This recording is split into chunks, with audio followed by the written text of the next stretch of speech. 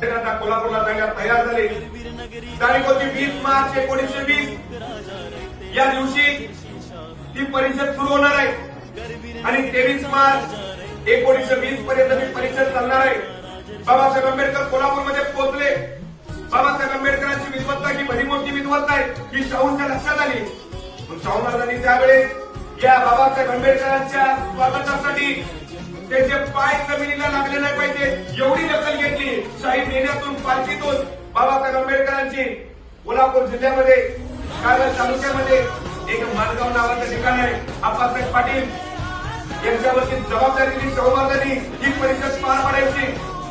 आणि त्यावेळेस बाबासाहेब आंबेडकरांच्या बद्दल शाहू महाराज म्हणतात उपस्थित जनसमुदायाला अरे तुम्हाला तुमचा उद्धार करता मिळाला, तुम्ही त्याचे अनुयायी व्हा आणि बाबासाहेब आंबेडकरच्या वाटेवरती चाललेले याच वाटेने तुम्हाला पुढे चालायचंय.